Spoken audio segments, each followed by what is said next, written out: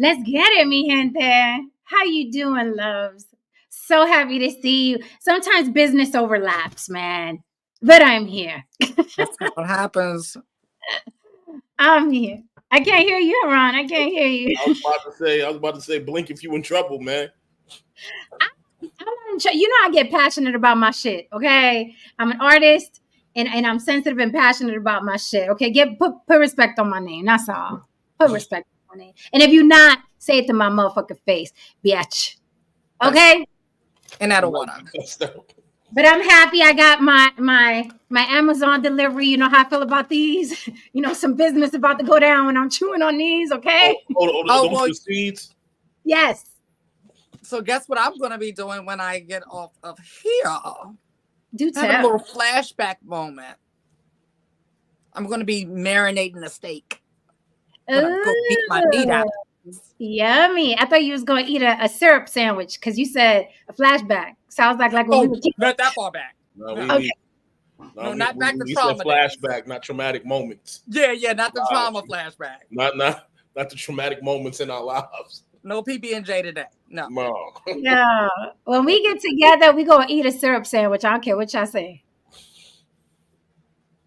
I might get just like a war veteran and just start losing it and shit like that. So now you know what we gonna do? You know what we gonna do? We gonna get No Saint to taste, okay? All our struggle meals. I was about to say we can make struggle meals and have No Saint. Oh my god! Yes. Oh my god! You're gonna eat a mayonnaise sandwich. You're gonna eat a syrup sandwich. And you tell us how it tastes. Yeah, that's perfect. We can do it. We can definitely. We got to do something burnt though. We got to do something burnt though. Something burnt. You know, my mother used to burn everything and call it Cajun. You know, there was always something burnt that we ate because we knew it was burnt, but it was like, fuck, it's the only thing we got to eat here. You ever did the you ever sliced up? Me and my sister used to slice up the frankfurters and fry them crispy, like little chips. You're supposed to burn them. That'll be it. That should be it there. Yeah, you're supposed to burn it. All right. My mother would call everything Cajun. I'm like, Mom, it's not Cajun. You were watching TV. And you forgot it was on the stuff. Like, that's not Cajun. That's not Cajun. Like, we literally had this not Cajun argument for the whole time I was growing up. I got some blackened popcorn for you. Everything was blackened and Cajun. I was like, girl, we're not doing this. We're not doing this. You would not gaslight me with my meals. Thank you, Miss Ruth. Miss Ruth says she spotted me on the Grammy Hip Hop tribute. I look stunning. Thank you. Thank you. Thank you. Okay, thank you so much. I appreciate that. Also, I dropped the Big Daddy Kane interview, my one-on-one interview with Big Daddy Kane. It is in my community section. It is in my gallery. Check that out. It is not long. It's 39 minutes. He dropped a lot of jewels, and I learned some stuff about him I didn't know before. So you will find that very, very interesting. We talk about, hip hop, the current state of it, what he thought of it, how he got started. You'd be surprised who got him started in hip hop. I didn't know. So very, very, very interesting. Check that out. And thank you to everybody who saw me on a Grammy tribute. That was really, really cool. Speaking of the Grammy tribute, you guys, I want to ask you your opinion about something I saw today regarding the hip hop tribute. Chat, feel free to chime in. I saw KRS-One, the teacher, and he said that he was invited. Remember, I was complaining that, I felt like New York kind of like they got the short end of the stick as far as that tribute. It was a beautiful tribute, wonderful. But I just thought New York was kind of like, where are props? For the West Coast and down south, they brought out props and fireworks and you know what I mean? And when New York came out, it was just the stage. And I was like, what happened in New York? However, I also assumed that maybe New Yorkers did get invited, but we got too much attitude sometimes. So I saw today KRS-One was saying that he was one of the artists that was invited to participate in a tribute. And he was basically, I'm paraphrasing, fuck the Grammys. It took them 50 years to acknowledge us. And now you want to acknowledge us 50 years later. Although I think 50 years is a milestone. I do understand why maybe he's thinking they should have did a 10-year, 20-year, 30-year, 40-year. I don't know exactly. He didn't elaborate. He just basically said, fuck him. So what do you think about that? Do you think he should have participated anyway? Do you think he's like, he's in the right? You know what I mean? To say you acknowledging us now, so you're using us for this show. My humble opinion, I don't think the Grammy needed to do that. I don't know. I'll pass the mic. I have I mixed. will I will say Good. that when it comes, okay, feelings are valid, right? I could see him feeling a way, right? I always tell people you don't have to apologize for your feelings ever, right? With that being said, I felt like that moment was bigger than KRS-One because he represents a lot to hip hop, and a lot of people would have loved to see them. It kind of reminded me of groups who refuse to get back together that have a really big fan base that are begging them to get back together. It's not like some random group like what's the girls that song "He's Mine, You Made a Had Him Once." Like, no one's asking them girls to get back together. We don't even care if they talk. We don't even care if they follow each other on social media, right? But when there's like people who are begging for certain groups to come back, and then you got one or two people who's like, nope, nope, nope. Then it kind of like, I don't know, it just makes you feel a way as a fan. I know I felt that way with a couple of groups before. So I just feel like the moment was bigger than him, and I would have loved to see him there.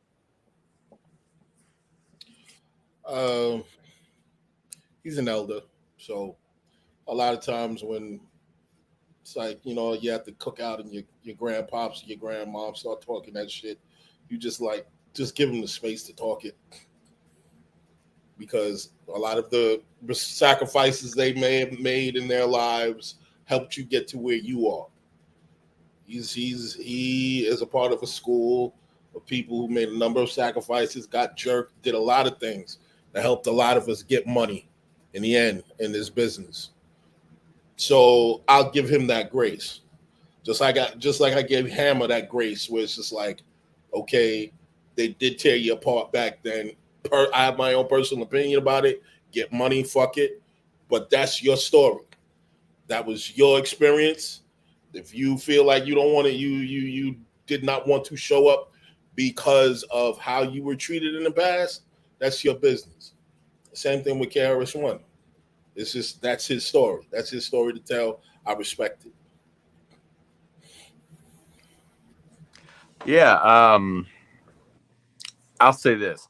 I don't know. Like, he's saying it took 50. Oh man, this thing's messing up. Hold on. I'm trying to set it up a little bit better here. I don't know if he is upset because he's saying the Grammys didn't recognize him back then. Is that so? He's upset with the Grammys. Is that what they did? Yeah. So this is the thing. This is the thing. You got to realize, like, I'm gonna throw it out like I always do and throw out some weird example. But like Einstein theory of relativity, he did it and nobody knew what the hell. The average person was like, they didn't know what it meant. It was like he went back to work at his desk. He literally went back to work at his desk.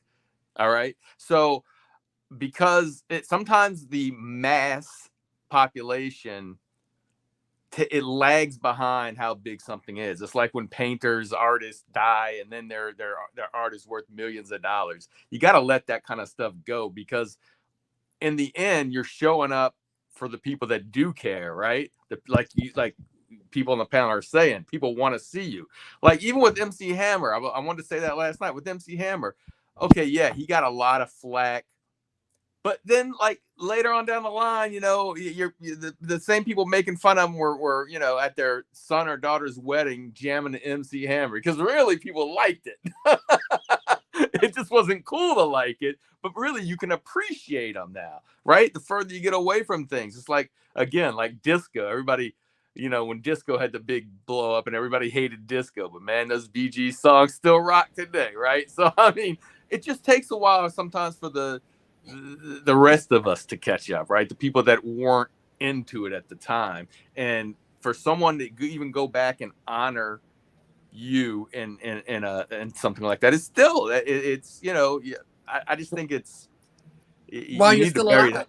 Yeah, you need to bury the hatchet. Like, you need to just get over the part that, it took 50 years, and just realize that some people don't get recognized, like you said, when they're alive. Some people, it's after they die, so that's kind of what I think about it. That's a great point, No Saint, because that's a great point. I was, you saw me on the phone earlier. I was kind of having a similar conversation where someone had to, like, you know what I mean, punch me in the ribs and say, Jen, we're talking Hollywood now. You're Hollywood business. This isn't street business. So you have to look at it as such. And I was like, it's true, right? When we as fans are looking at these people, we're looking at as fans. Not only do we not know the politics of the Grammys, we don't give a fuck. We just have a love for the artist. I had the white cassette tape, Criminal Minded, with the black print on it. I listened to it to and fro and know all the words, right? So I would have loved, my heart would have been filled to see KRS-One up there on stage, right? So what he's concerned about is none of our concern, right? Because when you think about it, they're putting out the art for us, right? And we're loving the art, we're accepting the art, and we still have respect for him. That's what's crazy. That it's not like he would have went up there and we'd have been like, "What did KRS-One do?" The crowd would have went wild if KRS-One would have hit that stage. So, but even Haran has a good point. We don't know how bad it got behind the curtain. So we don't know, right? But it would have been real nice because you have to weigh it. What's the other side of him? What's the other side of his pride? Nothing. No one hearing from you. No record sales, because had he hit that stage, people would have went looking for that music. Guaranteed. Absolutely. Not just that. I'd have went just for nostalgia. I'd have went and listened to Criminal Minded just for nostalgia. Absolutely. And not just that. More so like it brings up, because I used to work in the music, and I actually entered into the entertainment business through music, and I worked for a management company. And so the times like this were wonderful for artists, because it's not just that, but now they're going to remember to start booking you, because our bookings used to go up after the award shows and stuff like that. So, and that's the more immediate money, more so than even the streams. So in my eyes, he could have benefited more than not. But, I kind of miss the days where we didn't know so much back in business, right? Like, that's my thing. Like, with Monique coming out and telling us about her issue with everybody, right? We know every time Monique gets into an argument with somebody about business, she leaves the board meeting and comes straight to us and starts a group chat, right? And it's like everyone is doing that now, and we really don't need to know the particulars, because we've had those moments in our career. We have so many of those moments, so many of those if the audience only knew moments. But at the end of the day, it's we about we show up though. It's about your audience. Like, this is your lifeline of your career. So just, but like you said, at the same, we still don't know. We still don't know what's on the other side. So yeah, we don't know. But tis what it is till it ain't. Hit that like for me. Also, if you want to support the show, feel free to super chat. Okay, although I prefer Cash Apps, feel free to super chat. The banner is scrolling at the bottom. If you want to Cash App me, same thing. Okay, on the block with Jen.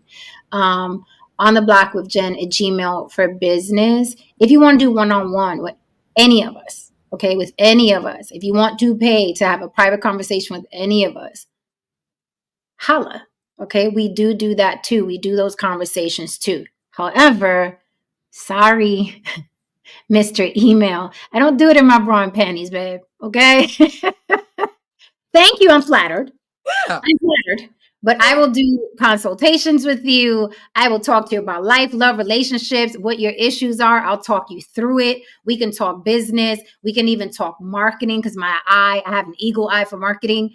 But I won't do it in my bra and my panties. Sorry. But anything other than that, I'll be more than happy to have a conversation with you one-on-one. I'm sure Lily, Haran, Nosing, whoever it is you're curious about. Okay. However, I will do it in a song.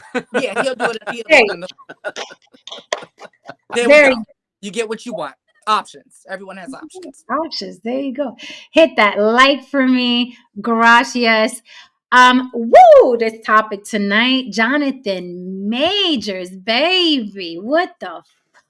I mean, this case, it's so sad on so many levels. But I'm sorry. The question tonight is, should he have chosen better?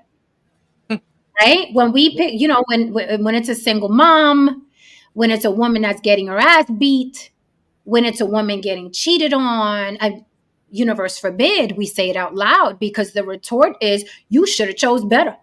You chose the Pookie and Ray Ray. You should have chose better.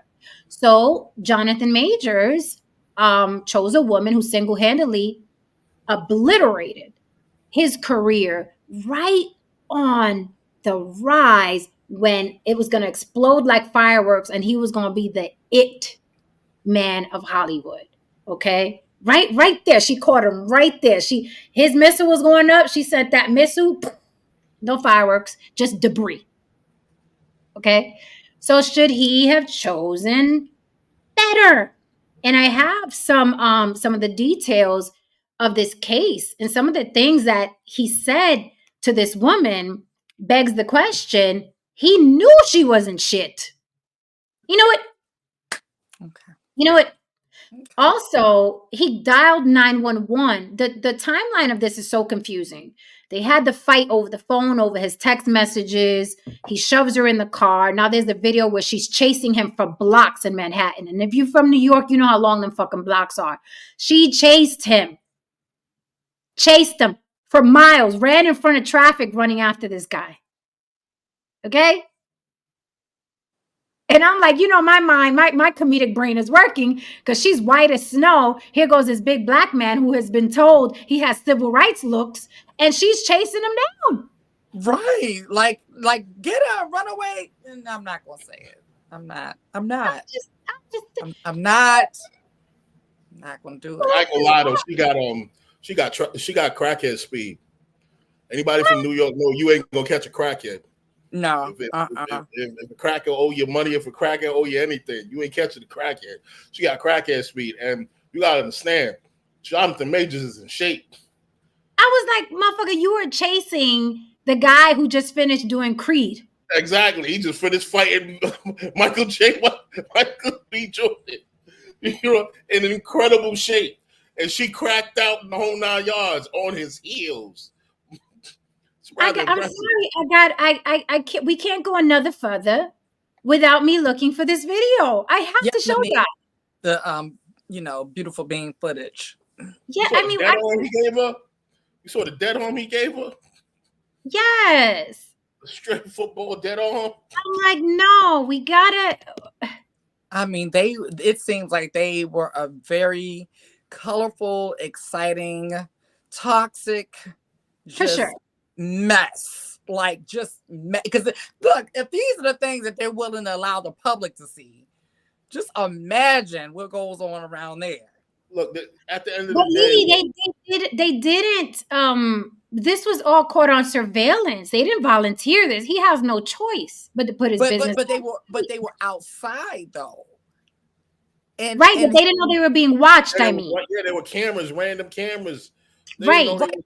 But what I'm saying is, he was a celebrity at that time. Me, in his position, I'm always gonna be thinking people are watching me outdoors, right?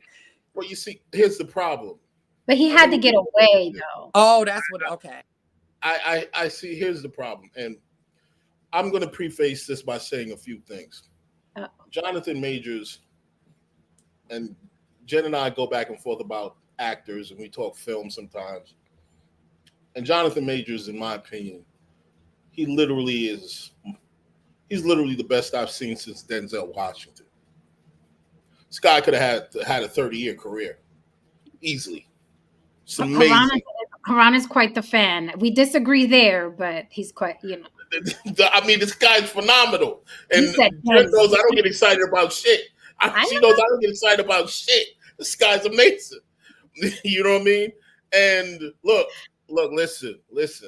As a man, and I might hurt some feelings tonight. Just tonight. Right. It's just that's a Monday for me, basically. Right. Just tonight. We're hurting feelings tonight. This is not for average guys. If you're an average guy, this doesn't pertain to you. If you're above average guy, this pertains to you. If you know you're going somewhere in life, this pertains to you. Don't get, no matter what these red pill motherfuckers tell you, don't get the doting, mousy fucking wife or girlfriend. Don't get the doting one, and definitely don't get the crazy one. If you're going someplace in life, make sure that you have a woman that sees the vision, supports the vision, and can hopefully even contribute to the vision. This woman was none of that. She was a fucking liability.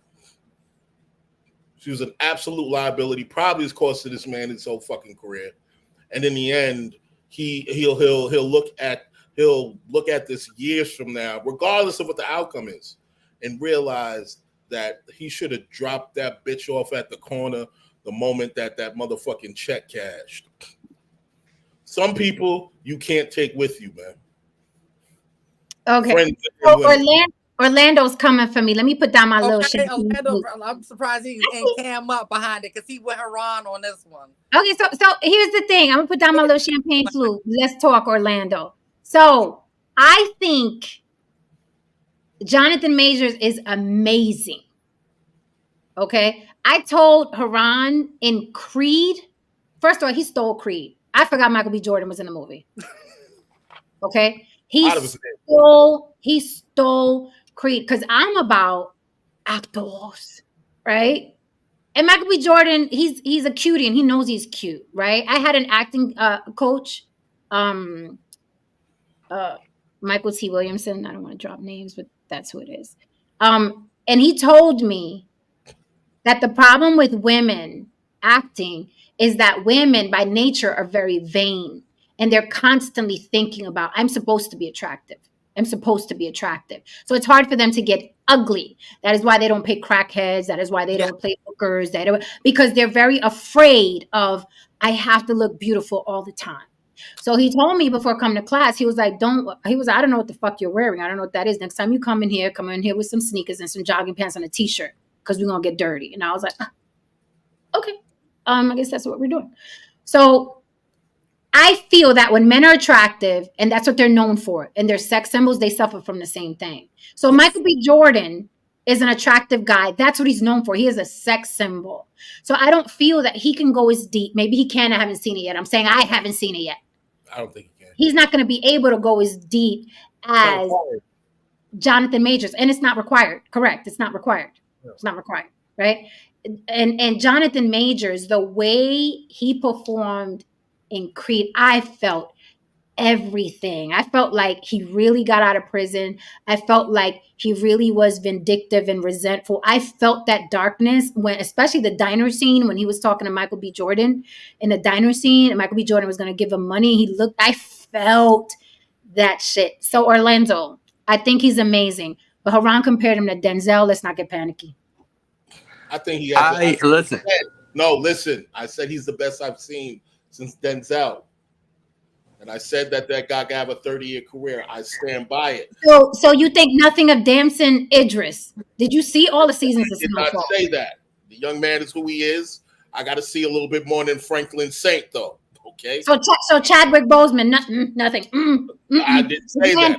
I did not say that. As a matter of fact, so funny you should say that. I was hoping that if Chadwick had been alive, him in the scene with Jonathan would have been incredible.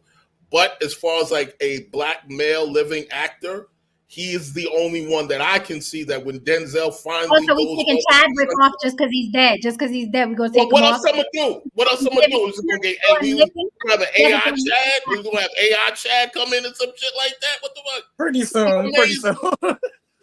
Yo, he was amazing. He's not listen, here the right best. now. Well, I'll say this: the best since Denzel was Chadwick Boseman, not Jonathan Majors. Sorry. I wanna say something to what Jen said though. We're gonna have to take this conversation offline. We're gonna another show, porque I will agree that there are people that aren't as good looking that like if they get more than a few really good roles. Like I always look at Paul Giamatti. He's not a good looking guy, but he's fantastic in everything he's in. But then again, I look at Matt Damon, whose very first movie was really good. And he's a good looking guy. and he's a uh, so I think you can. I think you can be a great actor. Charlize Theron did it in Monster. Yes, exactly. Yeah, and she became ugly in Monster. I thought about that when you said that. But I mean, Not I guess Halle Berry playing the crackhead. Stop. You didn't convince me that she was a crackhead. She looked like a pretty girl trying to be a.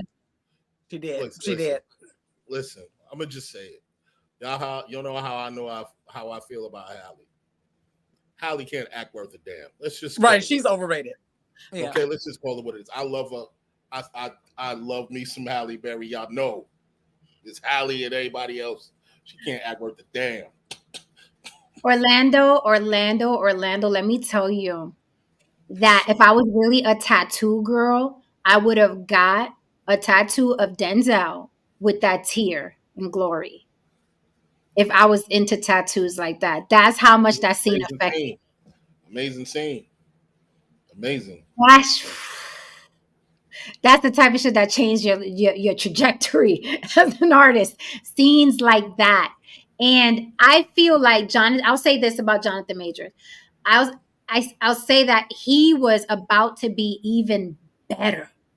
Now, I don't like the scenes that you sent me when he's in the comic book movies. I don't think he did well doing the different personalities. In my opinion, I don't think he did well. I think the actor that did Split, did you see the movie Split when he was playing different situation? I know where you're going with it. I know where you're going with it. I know where you're going with it. Listen to me for a second. Just try and do that for once. Just listen to me.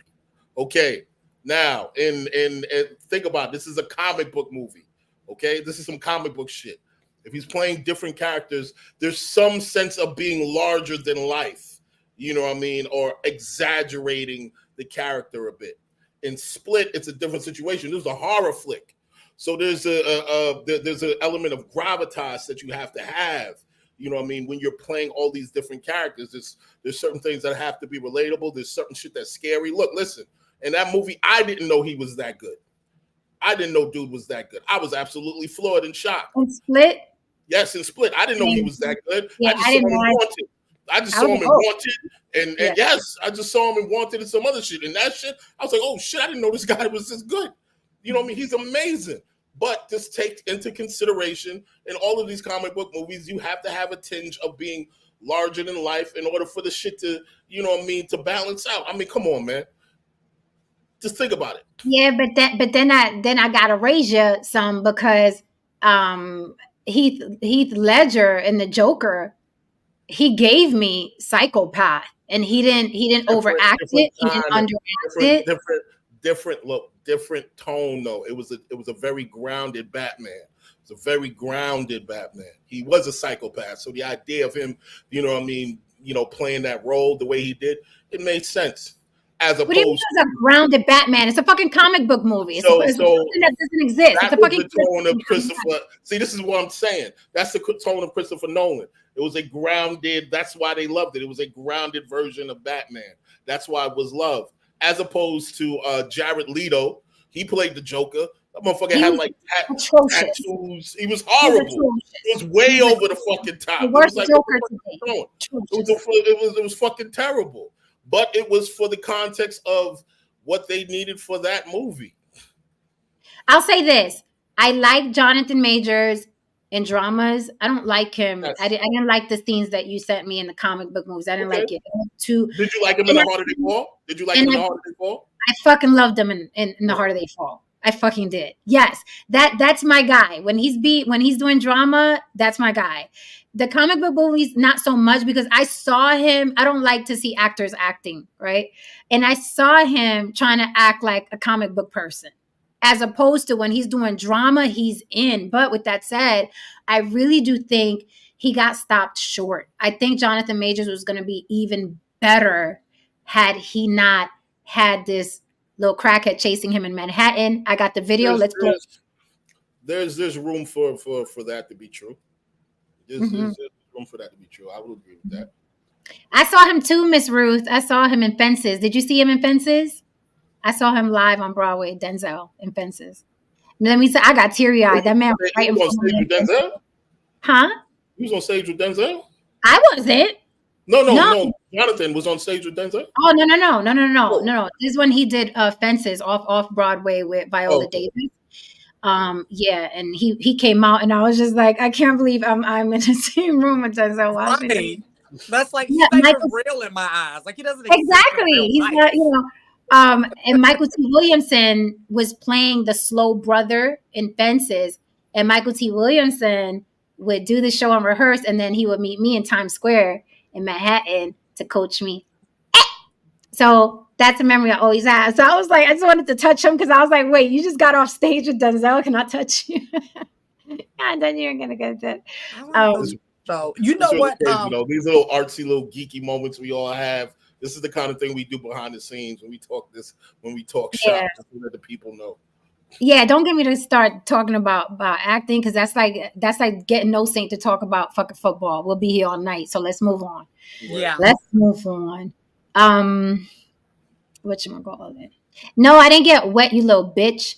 I was, you know what I mean, in admiration. I don't see Denzel like that. I don't see him as right. He's not even like a sexual, but he's not that. Denzel's he's a statue. He's like he's like a deity of acting. He's like, I don't see him in a sexual way. Scrapple, I'm gonna throw a tomato at you. All right, let's view this video, huh? Yeah. Oh, I was gonna say the other thing too. What you were saying, because I did my very first when I did my very first headshots for acting, the photographer, he only shoots actors, and like he shoots for the studios for Marvel and all of those. And he was, because I'm a model, he was so nervous about shooting me because models make horrible actors for that exact same reason. It's because it's two completely different techniques. With modeling is extremely controlled. And then with acting, you have to let loose. And it's hard to go from one to the other. But, we ended up having an extremely good shoot. And he was just like, yeah, I'm going to be honest with you. I wasn't excited about this. Because it's the self-conscious thing that we have. Like,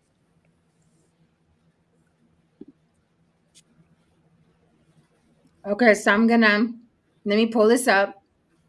Pull it up. We will pull this up. This bitch is a track star, boy. Man. Track star. I said, all right, girl. All right. Well, you also got to look at it. She ain't but 5 pounds, so what is she really carrying? Mm-hmm. We playing it right now, Bountiful Soul. I said, girl. I hope this ain't the one that TMZ they added all that stupid dramatic music. Probably is. It is.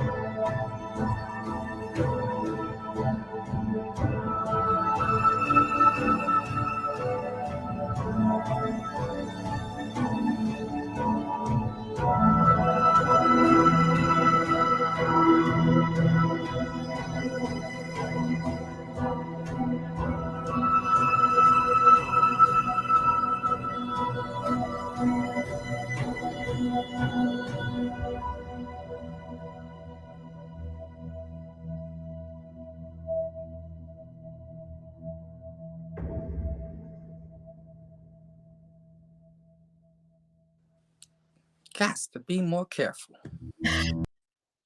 Okay, so let me explain a couple of things that y'all were looking at because the timeline is wonky, right? So the night that she was chasing him was the night that they fought in the car about his text messages. Somebody was texting him some shit. I should be kissing you right now was the text message that apparently allegedly she saw. I should be kissing you right now, blah, blah, blah. I don't know who it was. I don't know if it was Making Good. I don't know if it was, I don't know who it was, a side chick or whatever.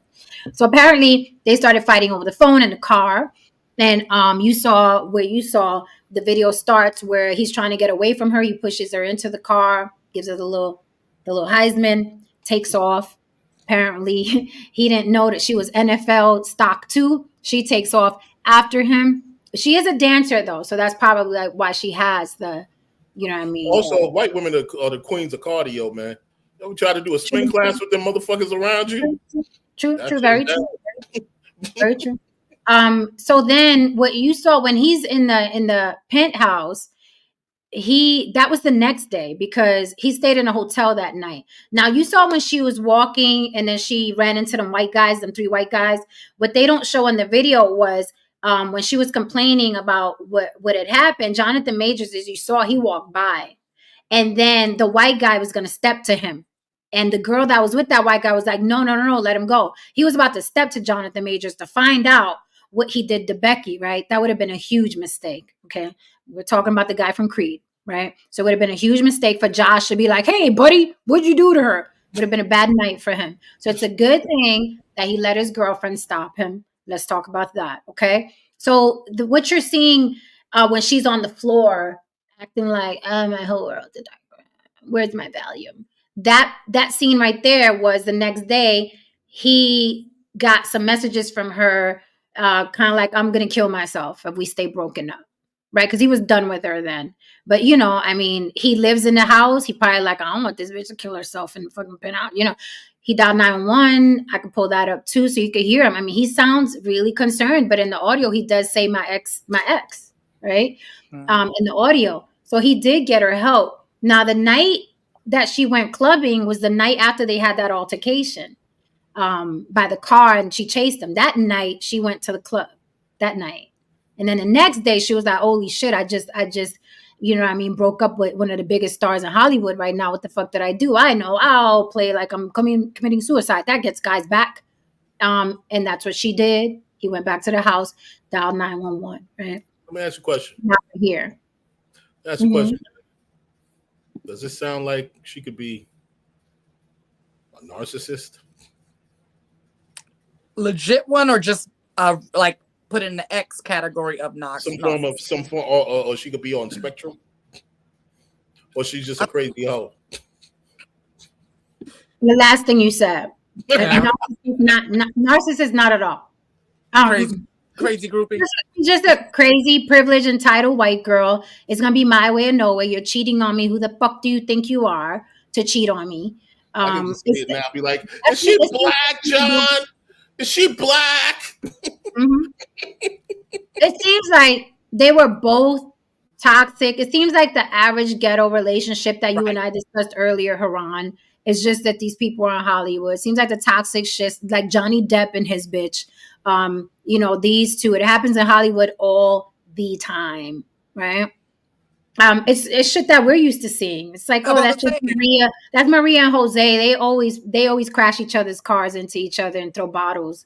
They'll be back together tomorrow. Yeah, when I was living down south, there was a couple across the street from me, and their fights would spill out into the street, and then I would gather around the window and do that, and they'll be right back together. No, she's gonna call the police, but no, she's gonna beat his ass first. Then she's gonna call the police, and this was a mixed couple, white woman, black man. Then when the police will come, she's gonna cry and say, the whole thing. I watched the whole thing. I watched her go from calling him every N-word that she can think of and hitting him with everything she can think of, and him running from her, and then to her calling the police and then going into the whole scene. It's very interesting to watch.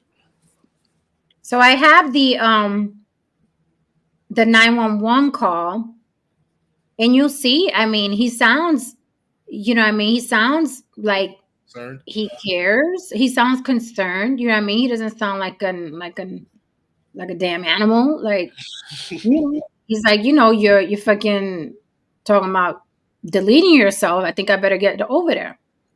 Let me see. Where is this? I was listening to it earlier.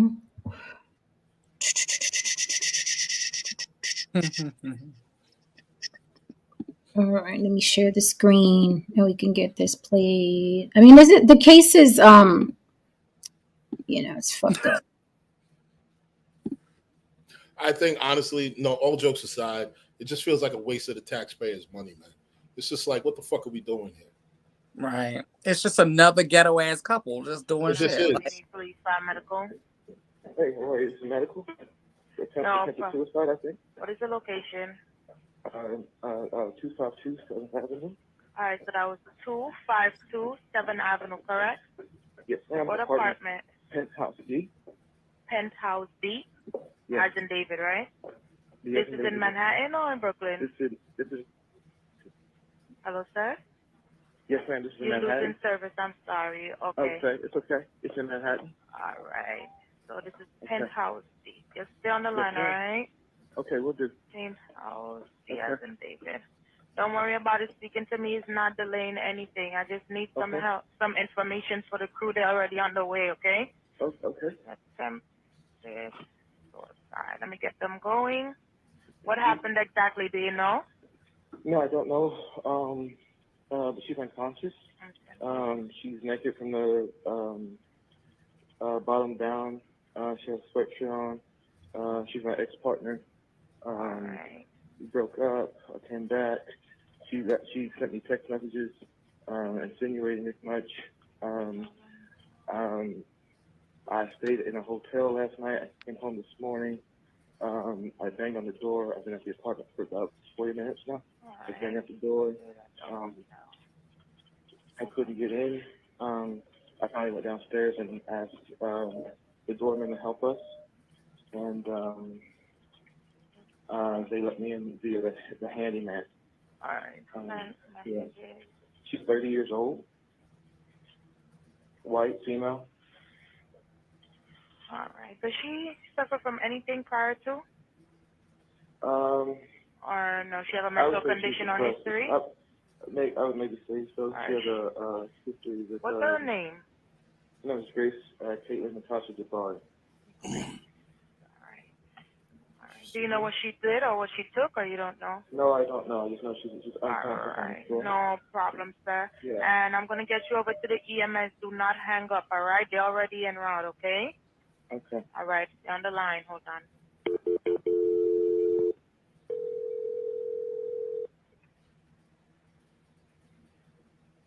Arrow? 639. 639. I'm 2880 for the job number 1749. Hello, caller. Hey, how are you? Hi, this is 252 7th Avenue in Manhattan. Yes, sir. Right over the Whole Foods. And the patient's breathing? Oh, yes, sir. Yes, sir, she is. Okay, is she awake? No.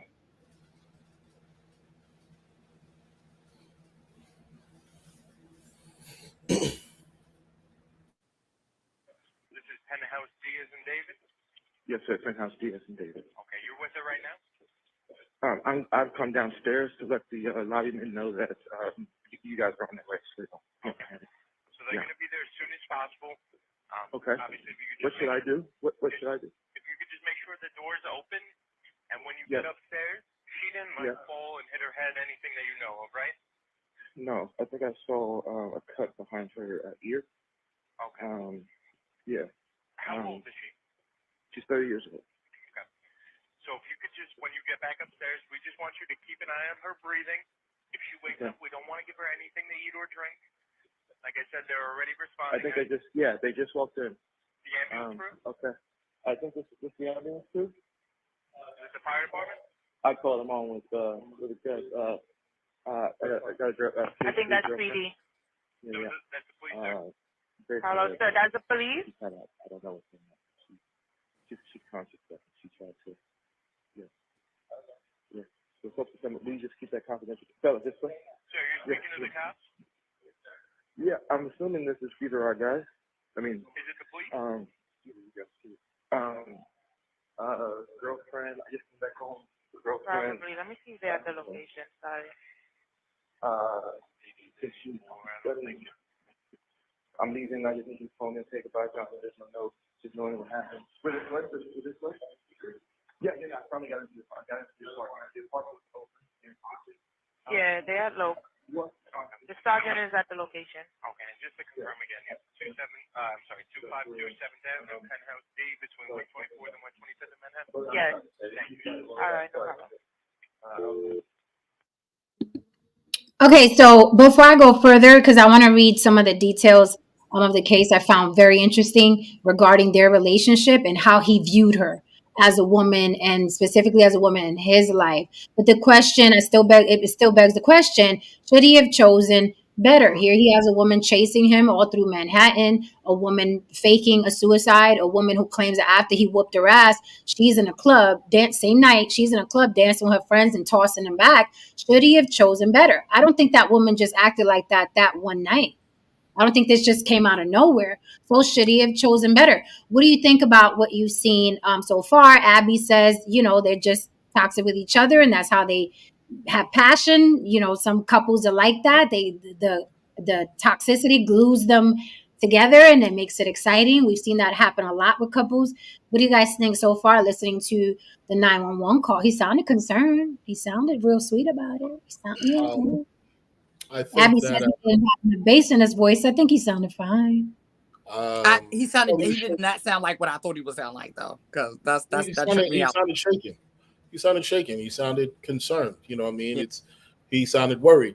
And not just for her. I'm sure what was going through his mind, it was his fucking career, my life. This bitch is like, right. What am I gonna do, right? I'm sure he had his mind. Absolutely. Here's the thing.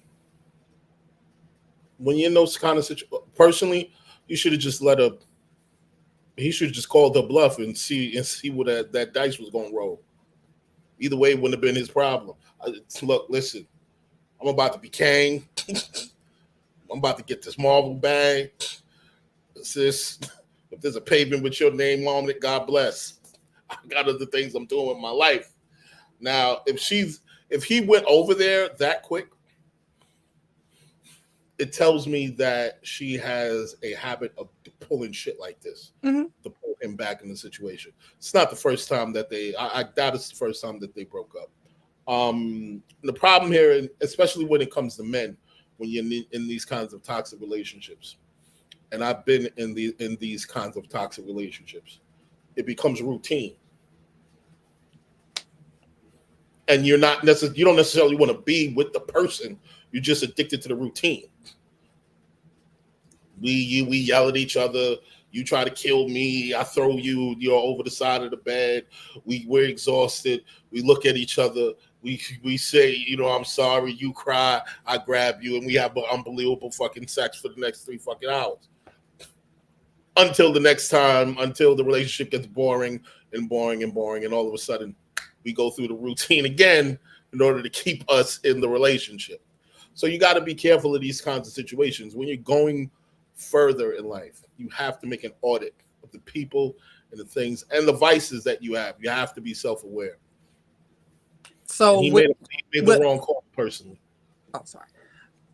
So Haran pretty much took everything I was going to say out of my mouth, but I'm going to add to it by saying, first of all, when Abby said it, I was thinking, and I'm like, when I see couples like this, that's their song and dance. I always say that in my head, meaning like I'm not getting in. They don't need a third party in their song and dance. I'm gonna fuck up the rhythm. This is their rhythm. This is their thing. We've all known those couples. We've probably been those couples at some point. I've been that. I've chased guys. I've bought one guy, two. Right. Two. I was about to say we probably because I've been that couple. So I get it. Okay. How big? I'm just curious. Wait 1 second, Lily. How big were these motherfuckers? I'm 5'3", 120 pounds. Everybody's bigger than me. No. How big? Biggest was like 6'2". 6 feet, 6'2". Oh, four guys. My bad. 5'11", 6 feet, 6'2". Now, ladies and gentlemen, I've met Jen in person. Now, imagine for a second a 6'2", 6'3" size, most likely wide-shouldered gentleman running from a Chucky doll, essentially. Imagine that through the streets of fucking New York. Imagine that shit. Wrong. And one of them ran all the way up to the train station, the 2 and 5 train station, and it was exactly like Jonathan Majors. Like he ducked down so I wouldn't see him when I got to the train station. Like, because my train station on the 2 and the 5, no, I'm sorry, Burnside. Was it 2 and the 5 or Prospect? One of them train stations, you can, if you're down on the street level, you could look up and see someone waiting for the train. And he dug down. Because when I ran up the stairs, he was ducking down, like, so I wouldn't see him. And yeah, so I've been in those relationships where I know exactly what this is, and that's why I'm talking my shit, because I know exactly what this is. That woman was not afraid of him. Women do not chase after men that they fear.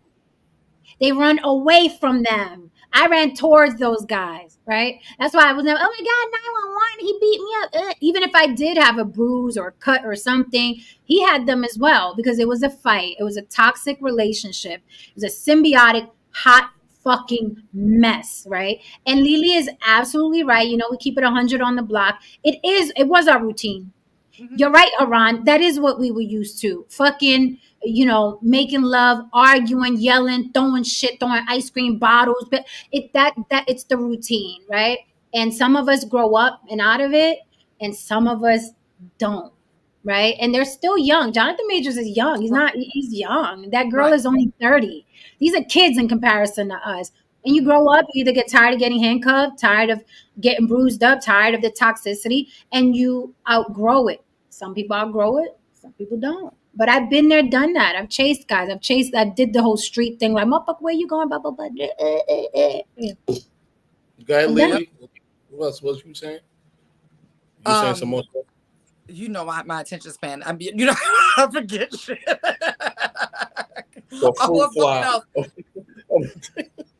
No second go. Yeah, I mean, it's just the opposite of the guy that has to stalk the woman when she breaks up with him because it wasn't on his terms. I think that's like, it's not over until she says it's over. How dare you talk to somebody? I don't care.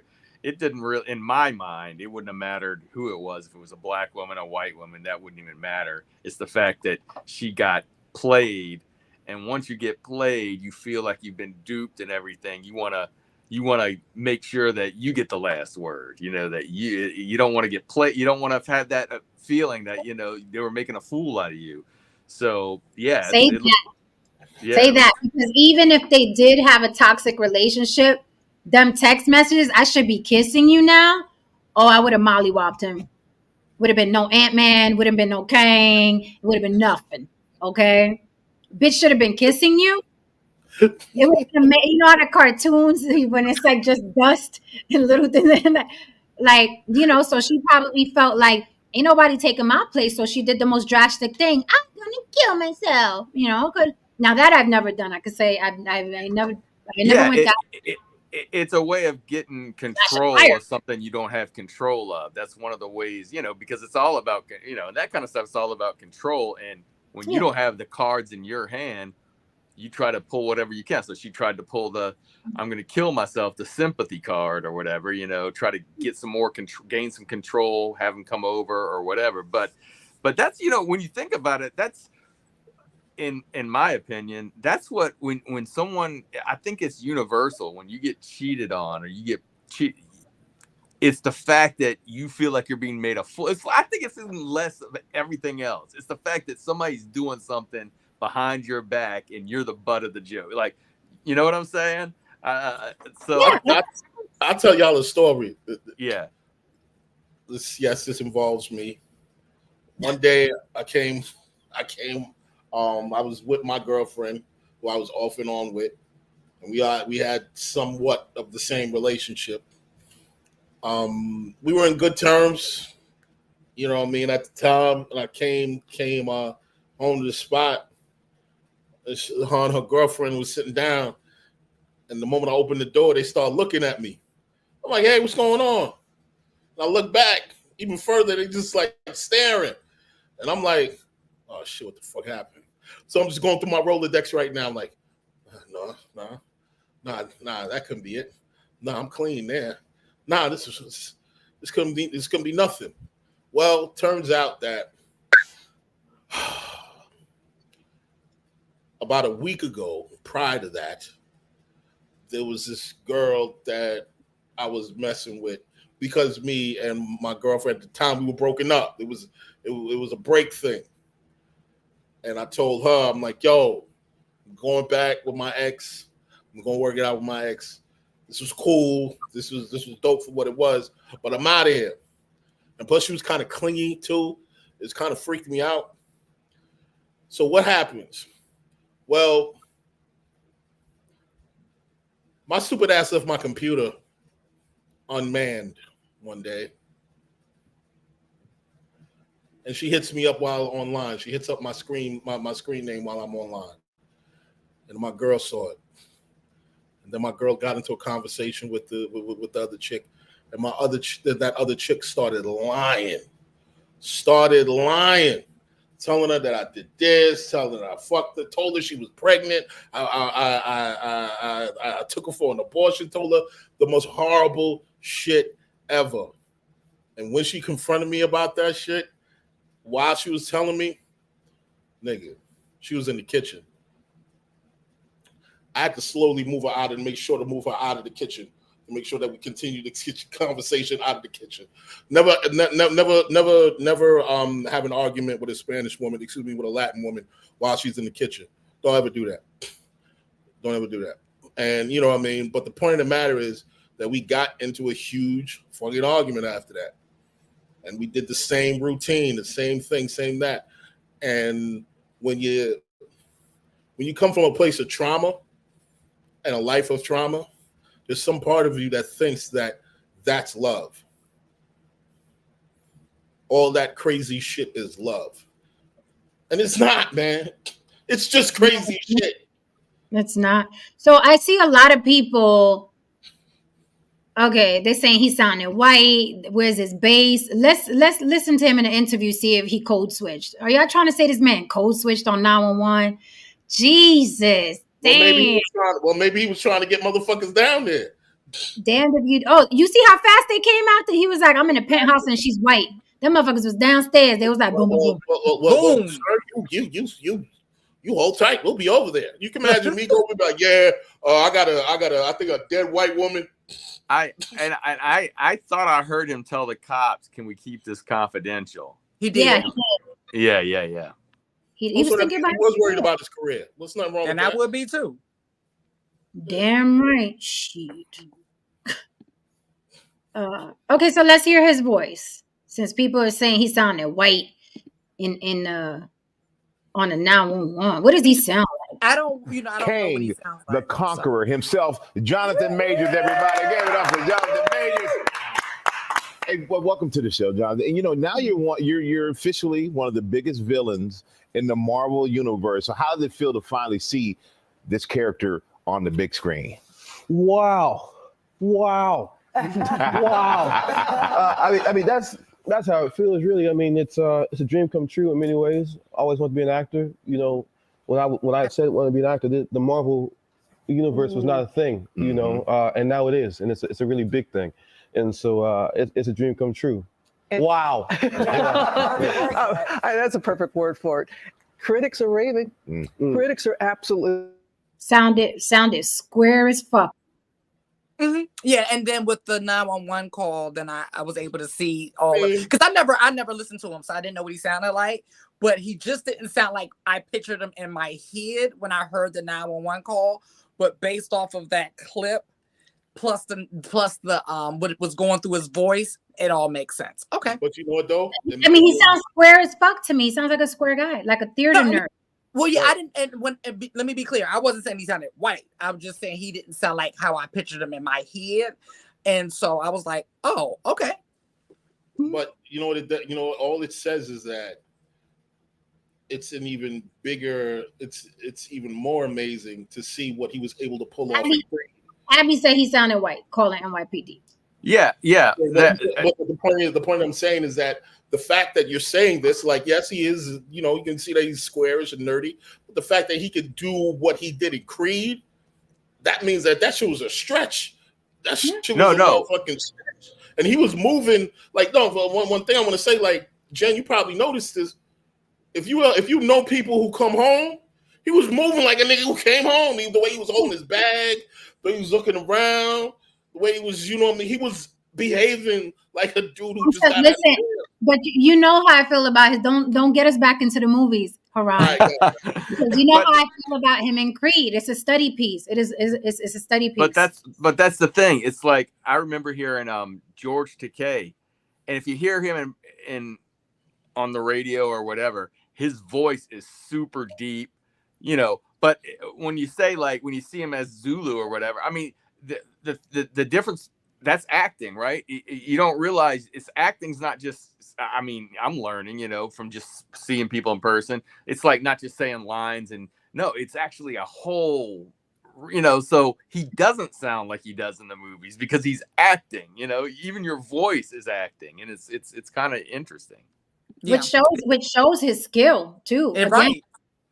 Right. Because even his voice is acting. Some people just act with, I'm coming with my own voice, my mannerisms. He completely morphed into a guy getting out of prison, a resentful, evil, angry, stoic person. The one thing I didn't hear when on the 911 tape, I didn't hear deception. I really heard that was like a real man afraid that, like, oh shit, this is bad. Police have to be called. What the fuck? Like, that was real as fuck. Like, I got a dead white woman. That was I'm not worse than that for a black man. That is the I'm not Kennedy. I'm not Kennedy. I'm not gonna survive this. Right. Like, that shit was real. Like, absolutely not. Yeah, that was real. As a black man in that kind of situation, I'm sure that was part of what he was thinking as well. Like, those moments like that, it brings you to the fact, like, damn. I'm a white woman. Excuse me, you're not allowed to quote. Good time.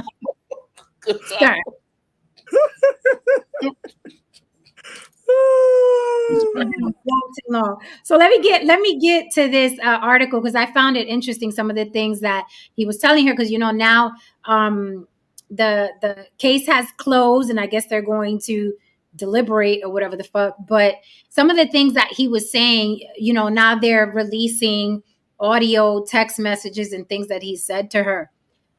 So it says here, Jonathan Major scolds girlfriend in an audio recording. I am a great man. So he told her in a recording, I'm doing great things, not just for me, but for my culture and for the world.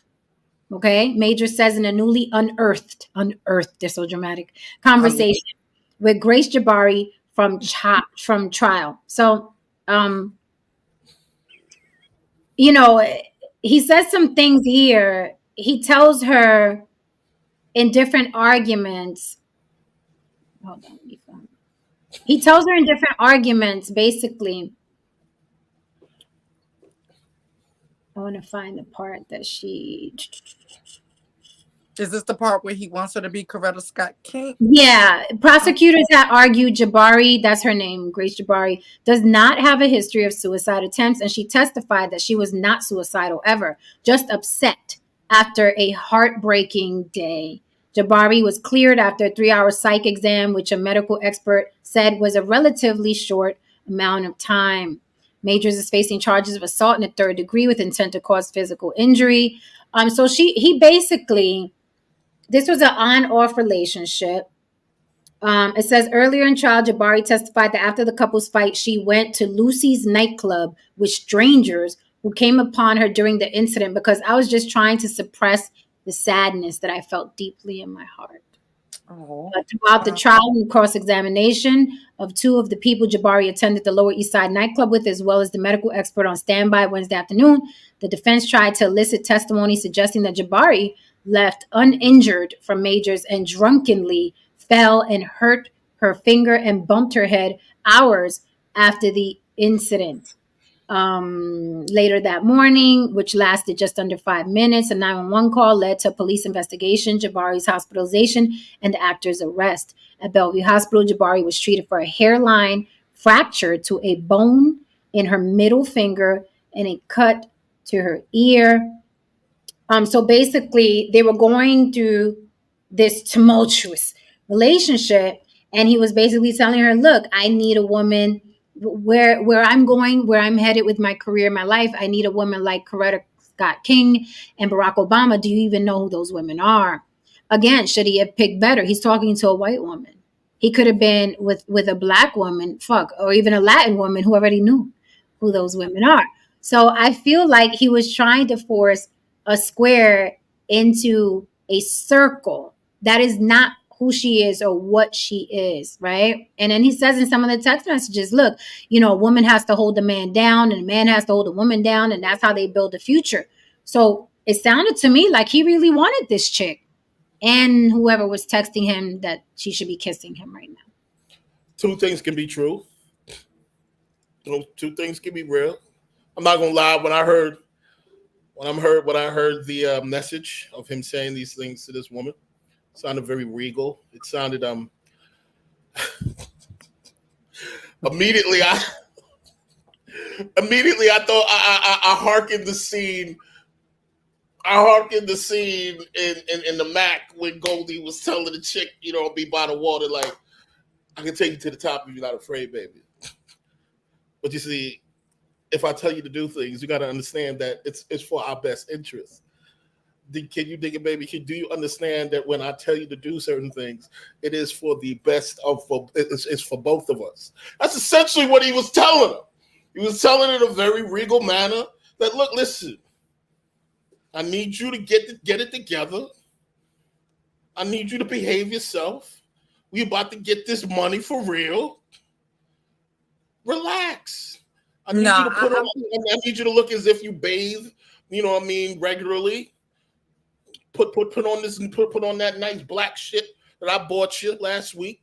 We're going out, we're gonna go eating, we're gonna go dancing. And just relax. I'm gonna take you to places you've never seen before. All right. So what audio is that you sent, Lily? Of him asking her to be Coretta, Okay. the strong Black woman. Okay. Well, I mean, if the Kardashians could do it, I don't think it's, because they pulled it off for about what, a good 5-6 years, good 10 years. So if they could do it, they can hold up for that long, but it gets hard. So eventually you're going to go back to being a white woman because it's hard to be a strong Black woman, right? Yeah. So you're going to go back. I mean, definitely going back. It's like, oh shit, nah, I don't want to do this strong Black woman. It should be that much of a stretch. Some of them be acting like they Black half the damn time.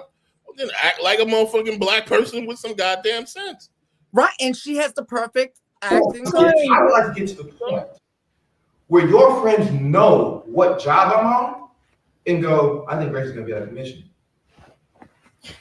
You know what I mean? Yeah, I won't. No, you understand that? Because that team, that unit, right? Grace has to be in a certain mindset to support Coretta Scott King. You know who that is? That's Martin Luther King's wife. Michelle Obama, Barack Obama's wife. I know, I'm not. I shouldn't have gone out. I'm No, sorry. Let me just lay it out for you, right? If I'm just gonna say this. My temper, my shit, my trauma, all that said, right? And let's say I'm a great man, a great man. I am doing great things, not just for me, but for my culture and for the world. That is actually the position I'm in. That's real. I'm not being a dick about it. I didn't ask for it. I've worked, and that's the situation. The woman that supports me, that I support, that needs to be a great woman and make sacrifices the way that man is making for her and for them ultimately. Last night, 2 nights ago, you did not do that. You did not do that. I'm sorry. Which took away from the plan. And the plan is everything. If it was just you in the house drunk, maybe I could have swallowed it. Or I would have felt bold enough like, oh, babe, let's just go to bed. Which I said, I'm just going to go to bed. I'm not hungry, blah, blah, blah. Because Grace isn't here. Why? She was drunk. Why else? She was clogged by whatever was going on. You know what I mean? Fine, I can take that. Yeah. Do you really though, baby? Do you really? Yes. Then how dare you come home drunk and disturb the peace of our house when we have a plan? I want to be his girlfriend. See, this is what I'm talking about. I put a bag over his big old mushy head. You know who Coretta Scott King is. And you know who Betty Shabazz is. So I mean, one step further for the culture. That man told her stick to the plan. The plan, baby. What are you doing? I'm out here doing this shit. I'm 8 different characters. I'm chilling with Loki. You over here worried about text messages? Stick to the plan. Okay, so look, it looked to me like he very well knew he was with a Pookie and a Ray Ray. She's a Pookie and a Ray Ray. Yeah. Again, you have one of the biggest stars in your back pocket, and your stupid ass is coming home drunk with your friends, acting like a single bitch. No. Yes. And he doesn't sound like an angry maniac to me. He's pleading with her to keep this unit together. Maybe the chick that was saying I should be kissing you right now, maybe she was down for the cause. If you don't do it, somebody else is gonna do it, bitch. You know what she said to her? You know what she said to him in that text message, Jen? But I'm with the plan, baby. Yay. I'm with the plan, baby. I'm with the plan. And he said, you for real? She said, listen. All right, but now y'all gonna get mad at me because I'm about to say something else though. What? I don't think Megan Good is that woman either. Woo. But I mean, she's only hired temporarily. You don't have to worry about her. She won't be around until he gets his, because it's kind of like the Lori Harvey package, and like she was busy. Megan, she's a great filler, Lily. I'll say that. Yeah, but wonderful. she doesn't give me Michelle Obama, Betty Shabazz, Coretta Scott King.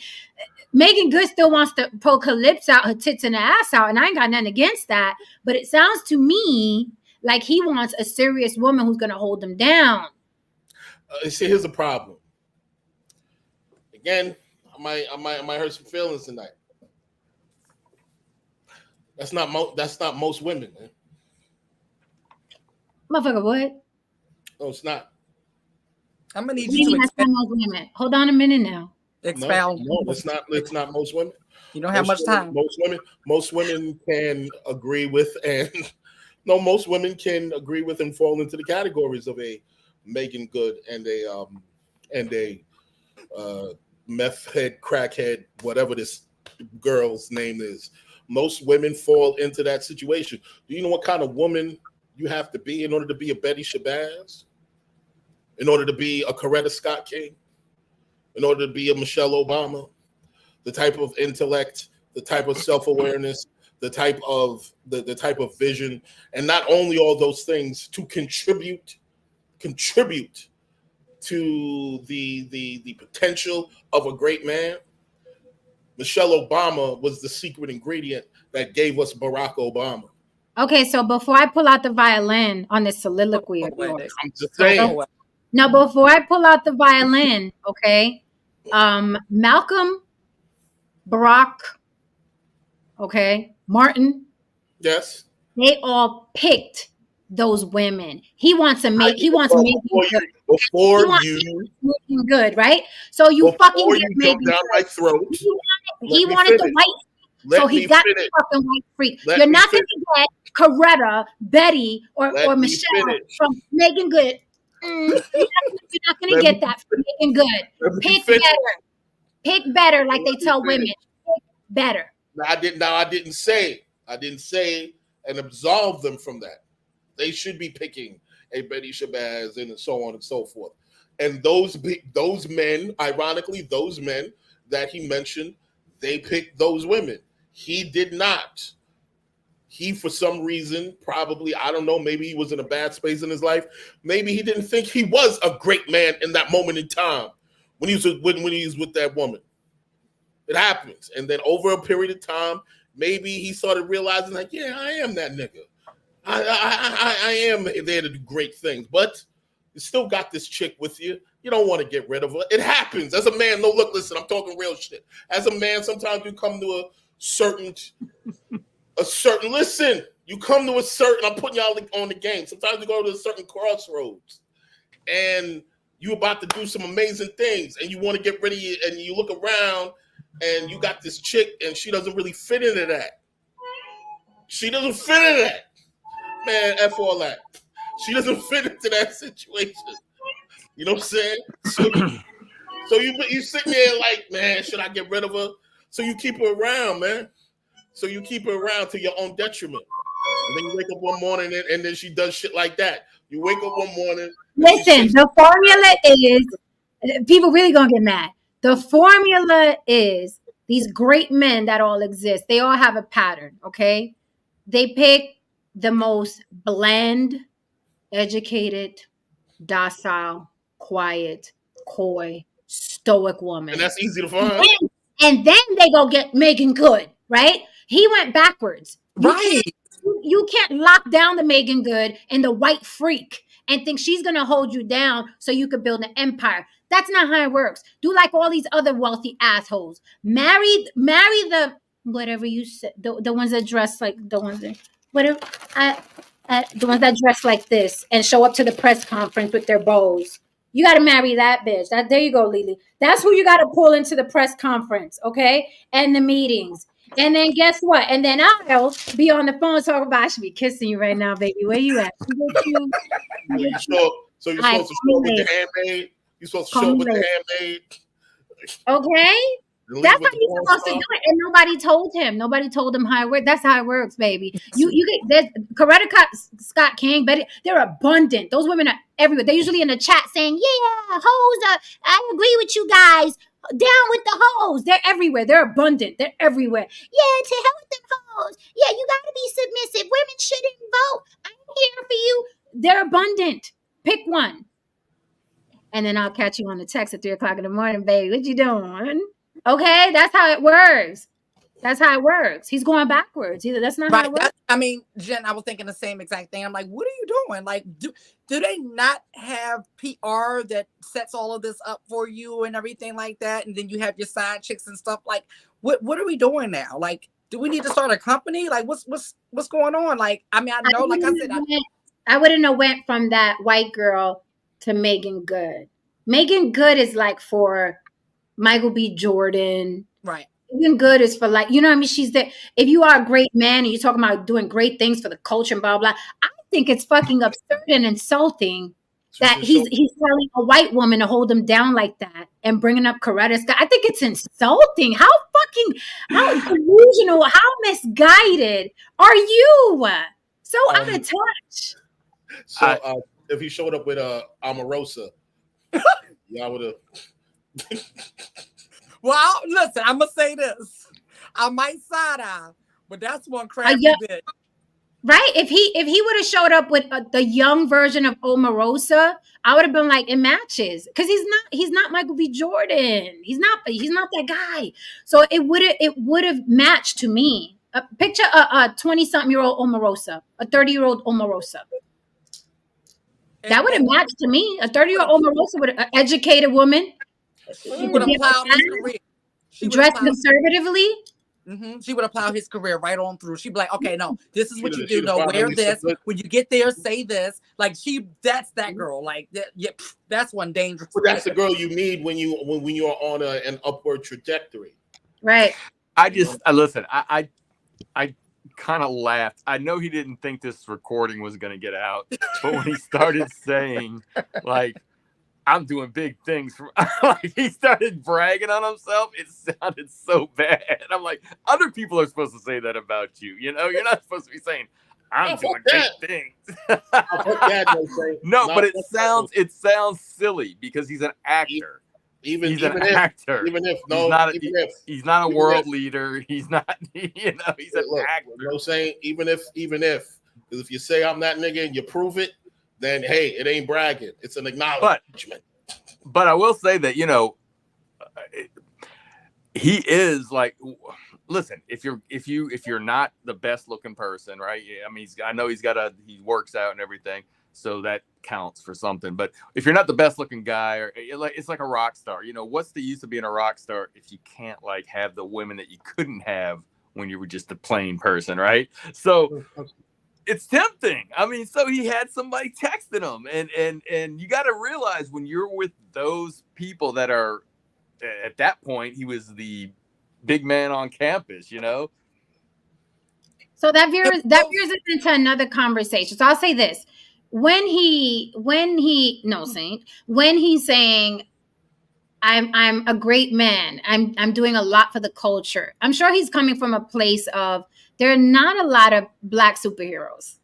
They're not. So I don't think he's coming from a place where it's like, I can cure cancer for the world. He's coming from a place where it's important. It's just like Black Panther, you know what I mean? And Chadwick Boseman. He is doing something for the culture. Yes, right? Very much so. Right. With his success. He's larger than life, amazing, not a dude that's on drugs or slapping women around. You know what I mean? He was inspiring. He inspired me in Creed. When I saw Creed, I was like, oh shit. That was one of the reasons why. But then hold on, I'll land the plane here. That veers us into what you're saying, No Saint, that you have to understand, now you the big guy on campus, blah, blah. Here's the issue.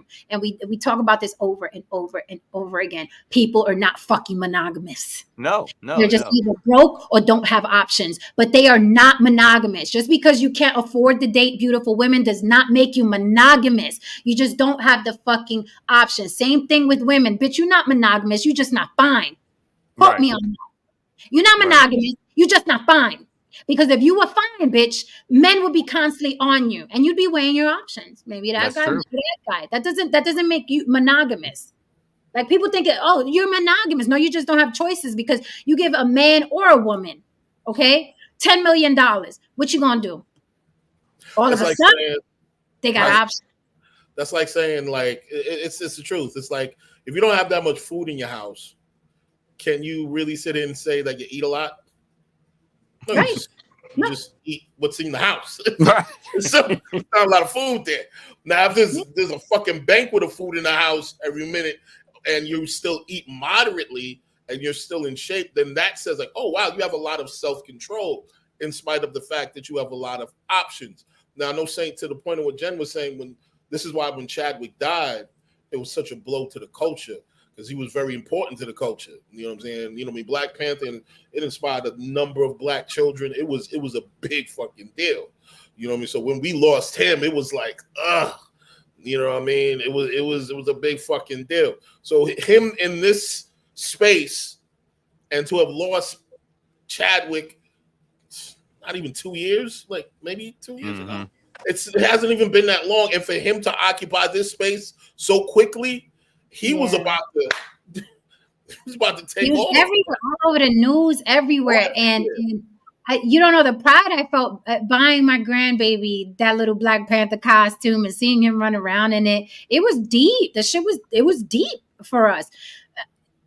So this is fucked up and foul on so many levels. The fact that it was a white woman, I'm sorry, plays a part. It's also fucked up. It hits harder. Well, it's fucked up. It's fucked up.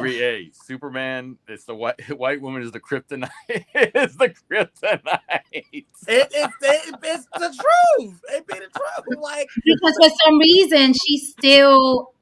I wouldn't say it's the kryptonite per se. I would say that the white woman to a lot of black men are still deemed a status symbol. Or it's just taboo. It was taboo at one time, right?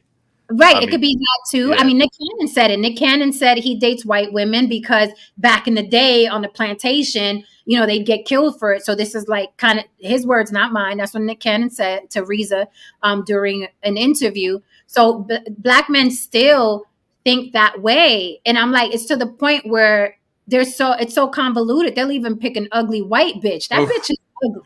Right. No, she is. She really is. And like Jen, I had a friend tell me the exact same thing. Because I'm like, you supposedly like hate white people, but all your children are about different white women. Please explain. And that was his answer. I'll say this, man, and it might sound fucked up.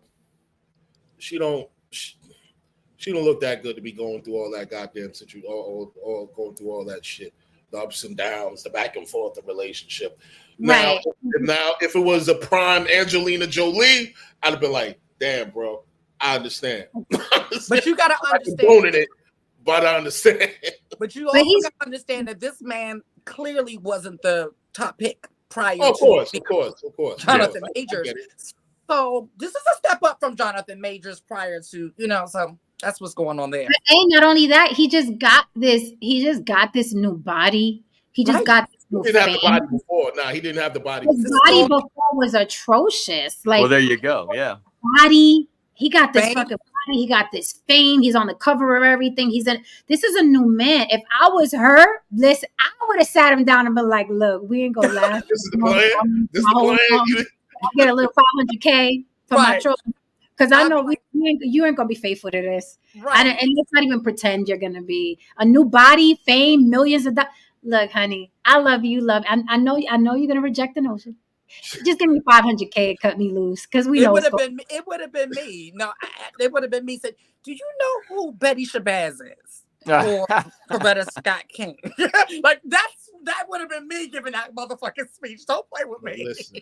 Coretta Scott King forgave her man for cheating. Just remember that. I would have said all that shit. I mean, but what the fuck she was going to do? How do you be mad at Martin Luther King? Nigga literally died for black people. How can you? I mean, it's kind of like. That's why he wanted to be like Coretta Scott King. Listen, you gotta let this slide. Okay, but again, picking better. He said, and I quote, Coretta Scott King and Michelle Obama. Right? Is that what I heard? Yeah. That's what I heard. Right? Yeah. Okay. So this is where he's headed now. That's where. That's where he's headed now. It's a little inappropriate for that red carpet. Like, what the fuck is? Oh, that was a red carpet look? Yes, that's the carpet. Okay, well, hold on now. Shazam, the Shazam posters behind her. I thought she was going swimming at the hotel. Me too. I really did. I know. No, it looks like she's going somewhere. It doesn't look like she's going swimming. but Jen, I want to say something to what you said, because, and he just got that body, right? And yes, he just got really big. He was, blowing up and everything, and you'll see this with maybe overweight guys or with women who were maybe thought they were ugly in high school, and then they get really beautiful, but it hasn't caught up to their brain. They're still thinking they're that guy in high school that couldn't get those. So maybe the girl he picked was the girl he thought he could get, or maybe he thought he could keep. You know what I mean? Exactly what it was. Because once he had the money, the body, and the fame, I mean, he could go with just about any woman out there, right? But he picked this, skag. And I mean, it could just be his mind hasn't caught up to where his worth is yet. You know what? No, Saint, you still, you know what? That's a very good point, because I still go after women that was beautiful as the women that I was fucking with when I had a 6-pack. Oh, you didn't. Oh, you still think you did? Oh. And I'm not there. Like, oh wow. No, wait. It's the reversal for me. Be like, oh no, what's the problem? And I'm still thinking I'm that dude. It's a real thing. I mean, ask anyone that has lost a significant amount of weight. They all will tell you that it takes a minute. Like, they really still see themselves. And even I talked to a couple of girls who've had surgeries, and they said the same thing. It takes a minute. Like, it's shocking when every time they go to the mirror, they say it's shocking. Like, oh, okay, all right, I got to kind of get used to this. So, Jen over here said that she's not a You'd have sat him down, Jay. Yeah, I would have said, with my wisdom now, I'd have been like, we with my wisdom now, we know what this is about to be, bruh. Yeah. Well, when we got together, you was ugly as fuck. Okay. I respect that. Not a lot of women would do that. Not a lot of women would do that. Yeah, but I'm doing that now at my age. Back trust me, at 30, he would have got stabbed. That's only real. Like, I should be kissing you right now. I would have tried to cut his lips off. See if you ever kiss anybody again, bitch. And I'm gonna catch that bitch when I see her next red carpet. That would have been me at 30. I'm not 30 anymore. Now I'd be like, babe, you know what this is about to be. So that'd have been some wild shit, man. You seeing making good at Shazam, and you see this little Puerto Rican chick just come from around the Shazam poster like a bat. Drop kicker in the back. Okay. Right on the red carpet. You don't fucking listen. Okay, so here she is again. Where is this girl? I mean, she's a cute girl. She's a cute girl. Y'all know I love me some Megan Good. She's a cute girl. That same damn dress. Fine. See, why she ain't show up with that? Yep, what you mean? Where? Well, the other one with the other photo. She showed up the other photo. She looked like a fucking. I mean, she's cute. She's cute. Again, I just don't think I think she's a good fill-in because she's a black woman, and it's the same thing that Diddy did. Like, when all hell's breaking loose, these black guys usually get with a black woman. Like, look, everybody support me. Hey, look, I like black women, right? You like me, yeah. Okay. OJ hanging up black people on his walls. Yeah. Yeah, they do that when they get in trouble.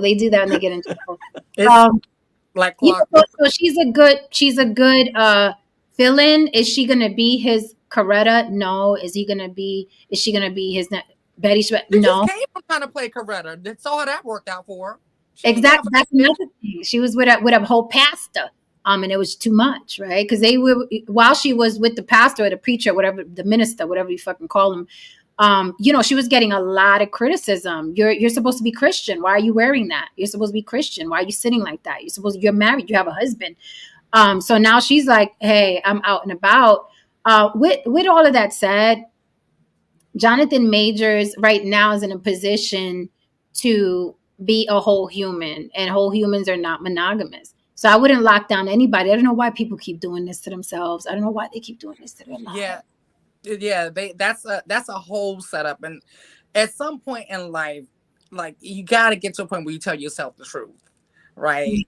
Especially when you're about to enter into something, because we like, and that's stuff that we did when we was younger. We see the red flags, we know what the tea is, right? And then we want to act like, oh, how dare you? Like, motherfucker, you knew who you was with. Stop. So, so. But I wanted to be nosy before we go. I wanted to be nosy and see what these text messages look like, so we can get a grasp at how they handled each other. Since she claims that he was since she claims that she was afraid of him. Oh God! Generally speaking, speaking I just want to say real quick. Generally speaking, I don't think men and women like each other. No, I think we just tolerate each other. Oh, honey, that's a whole other topic. Let's save that one. Yeah, that's a whole topic, but yeah, that's a really good one. That's a great topic right there. Yeah, let's see what these text messages are hitting for. I'll read a couple before we get the fuck out of here. Can you see that screen? Can you see the screen? I can see the screen, but not words. Okay, so I'll read it because it's big over here. The white girl is telling him in blue, I will not go to the doctor if you don't feel safe with me doing so or don't trust me to. I promise I would never mention you, but I understand your fear. Jonathan Majors replies, you can't reject love if there is no real love. It's just lip service. I gave you love last night and this morning before I got out of bed. When you got up, you were not full of love at all. I didn't feel it at all. You could have just given me a hug or walked close to me or asked me if you could give me a hug, not the other way around. It works both ways. I will probably mill myself. It's not really contemplating anymore. I'm a monster. This is Jonathan Majors talking. I'm a monster, a horrible man, not capable of love. I am killing myself soon. I've already put things in motion. She replies, Jonathan, you can't say this. I'm going to have to call someone. I'm sorry for not hugging you this morning. I really am. I was sleepy and disoriented by the fact that you thought I would break your necklace. I love you so much, obviously. What do you mean you've put this in motion? He says, it's just fake. And you have, I fear, you have no perspective of what could happen if you go to the hospital. They will ask you questions, and as I don't think you actually protect us, it could lead to an investigation, even if you do lie and they suspect something. She says, I will tell the doctor I bumped my head if I go. I'm going to give it one more day, but I can't sleep and I need some stronger painkillers. That's all. Why would I want to tell them what really happened when it's clear I want to be with you? He replies, I feel like you want to be together, as in not to embarrass yourself for everything you've said to your friends and family. Last night, I considered killing myself versus coming home. You said you needed love last night, and I put my feelings aside and tried to give you that. I need love too. Or maybe I'm such a monster and horrible man that I don't deserve it and should just kill myself. This way of existence is miserable. This way of existence is miserable. Let's go down to 1 second. Blah, blah, blah, blah. Okay, so that's just some of the text messages between the two of them. Apparently, they both played with this suicide shit. They sound like a young, stupid, toxic couple to me. Yeah, song and dance. And the news just got involved. I think a lot of couples are like that. Like T.I. just got pulled over with his bitch. Then you got Ray Rice. You got Chris Brown and Rihanna. I always thought that was their dynamic as well. But it's just the pictures look horrific when you see them, right? It's like, oh my God. Once the pictures hit the press, it's terrible. But these couples are like that. They have toxic ways with each other, and then they move on to other people, and then they get along with those people. So it's just a dynamic of certain people when they get together. It's like tornado meets volcano, and then they get this toxic background. I'm gonna kill myself. I'm gonna kill myself first. I'm gonna kill myself first. Or, that type of shit going on, the pushing, the shoving that goes on. But once the news gets involved, it's domestic violence. No longer fun. It's that's all fun that's and the thing right games. there. Yeah, exactly, Lily. It's all fun and games and kinky and shit like that until there's real consequences attached to something. And then all of a sudden now, motherfuckers got to really grow up. Now, all of a sudden now, you can't sit around walking around every engagement looking like a fucking slave. You got to put a suit and tie on and behave like a grown fucking man, a man who clearly is worried about his future. I just want to say one quick thing. I don't want to spoil too much of it, that lawyer's interview, but he said something that was very, very poignant. He said he got into a conversation because he was asked, well, what, do these divorces usually lead to? What do you notice? And he said, well, if there was something, he was like, it was one of these little things. He said the woman said this. She said, before I used to have like granola bars. She had this granola bar thing, like if you got like you with your Pepsi and you with your ginger ale. She said that anytime the granola bar bag was empty, he'd fill it up without her even having to ask him, without her even having to go outside. And she was like, he'd always just fill it up. And then one day he didn't.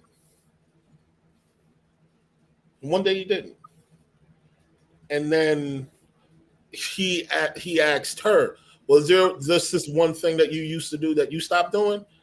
And she said, I can't think of it. She was like, oh yeah, I used to give him a blowjob in the morning all the time. She's like, yeah, before you go off to work, just like, I just be about my business. He would love it.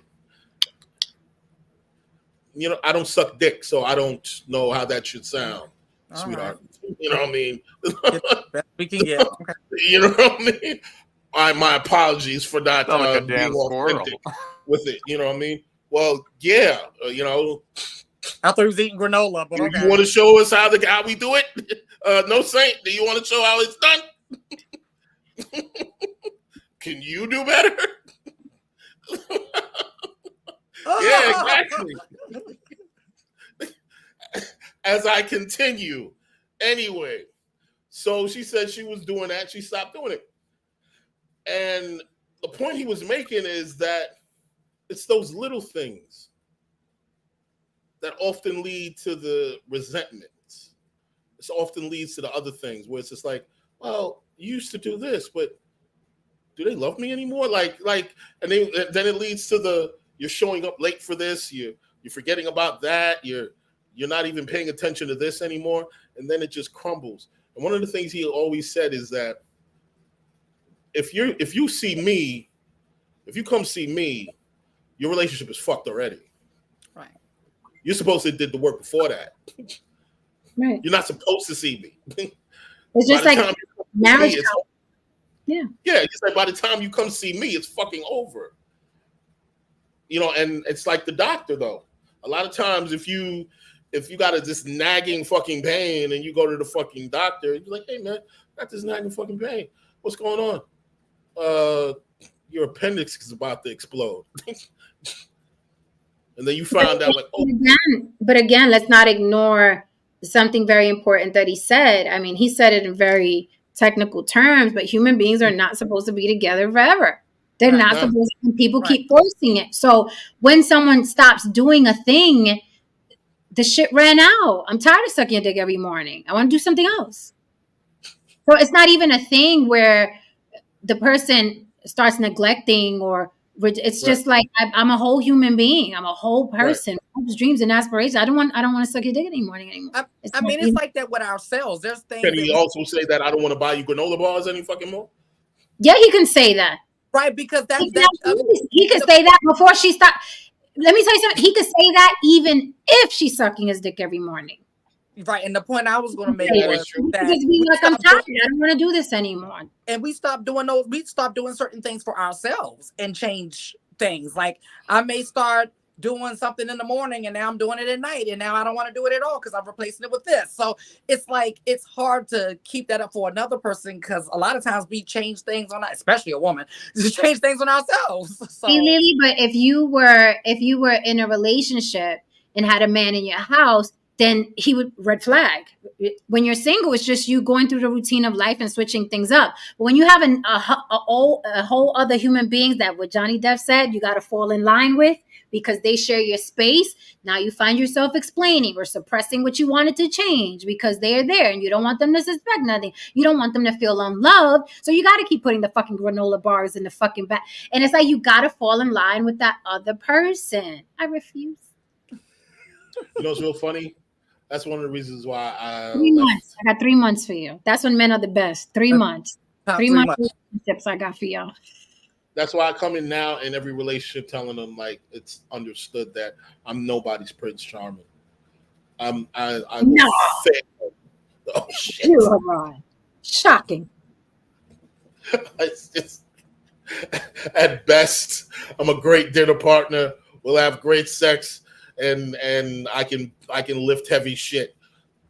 90%. I'm ahead of 90% of men with that. Sure are. Sure are. I can be useful as fuck, and I won't embarrass you when the check comes. Look, but you know what? There you, amen, brother. Salute to you, sir, because that sounds more attractive to me and to the modern woman. Sorry, I know you don't like the modern woman, but we are here, bitch. That sounds more attractive to me and the modern woman. Why? Because it's more realistic than I'm going to love you forever and ever. And I'm going to be loyal to you forever. And I'm never going to stray forever and ever. But you just saw autopilot, bitch. That's why you're saying that. But that comes with getting older too, because when you're young, you actually think you're going to love that person and you want to do all that for that person. And you don't have the experience to know that takes a lot of work and and things change and you don't feel the same. It's like eating the same thing every day. Eventually you get not, you know what I'm saying? Eventually you want to change it up. Not necessarily you don't hate it. Like you can eat pizza all the time, but eventually you're going to want something different.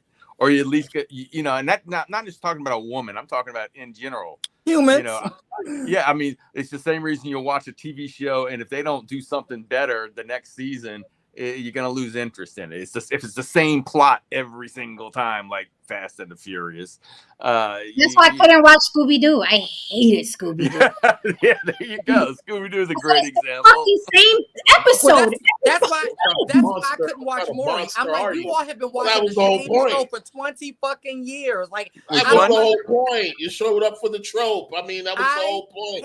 That's like showing up, that's like showing up, you know what I mean, to the ice cream parlor and be like, yo, let me get a vanilla shake. Here's a vanilla shake. Why every time y'all got nothing but vanilla in this motherfucking vanilla shake? That y'all and then what happened? Then came Baskin Robbins, bitch. You know what I'm saying? The point of the matter is that you watch Scooby Doo for the dumbass motherfucking back and forth, and then at the end, at the end, I felt my brain crying. What does the villain say, kids?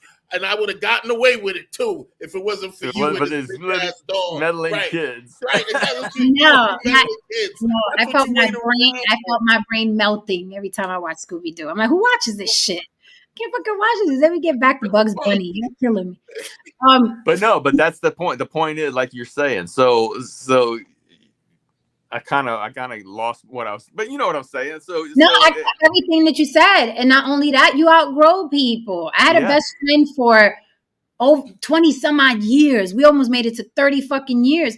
I outgrew her. I don't want to talk about what we were doing when I was 16. I don't want to. I don't want to go to the same clubs. I don't want to I don't want to talk about the same TVs. I don't want to talk about the same drama from dudes. I don't want to hear. I don't want to do it. I don't want to.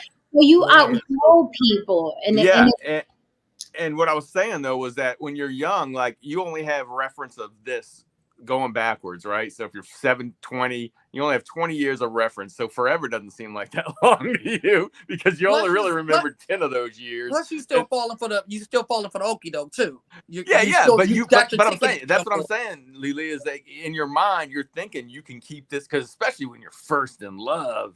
For your first love, you're thinking this can last forever, you know what I mean? But now that we're older, we know that that shit's gonna get old. That cute, you know, little thing she does or he does is gonna get annoying one. You know what? You know what's so funny? I just thought about something. People And this is specifically for the people who argue that we are monogamous. The fact that they even want to argue that shit is weird to me. But the same people will be the people who see a couple that's been married 40, 30, 50 years, 60 years, and be like, oh my God, really? Bitch, why you so fucking surprised? You surprised because you know that shit is fucking rare. Why are you fucking surprised? Like, well, we have to get into the core of what people talk about monogamy. 9 times out of 10, it's not because I just want to have that person, it's me and that person. No. 9 times out of 10, it's really sexual selfishness. Mm-hmm. You don't want that other person fucking somebody else other than you. Really, that's all it is. That's a lot of times what it is, and that's why people. I would lean more on it. I don't even think that sexual thing. Maybe for some people, maybe for men, a couple men, but I really do think it's the belief that you're supposed to be with that person. That marriage is forever. It's a hardcore, ingrained, indoctrinated belief that you are supposed to find somebody, have children, and be with them forever. And that's a hard thing to shake. Like No Saints said, when I was young, like my first love, I was like, this is forever. And it's a piece of cake. Ain't nothing to fucking do. It's going to be me forever. I ain't going to be, no, I'm only going to give you my body. It's going to be me for, let's go get these rings. I've been proposed to, right? Never worked out. But I noticed my life beautifully. Things haven't happened that now I don't believe in at all. I was supposed to get baptized like 3 times over. My mom still has the fucking dress. Okay. I never got baptized. This lady friend, this friend of the family, Mita, was supposed to do it. My aunt Anna was supposed to do it. It never happened. The dress was bought and everything. Look, today I'm an atheist. That would have been a waste of time, right? I would have got married with this guy. I would have got married with the other guy. Today I don't believe in monogamy. So you probably would have peed in the baptism pool anyway, just for shits and giggles. So I personally feel that, and this goes for everyone who identifies as Black, I believe that no Black person will ever be able to live up to their true potential as an individual if they perceive themselves as Black.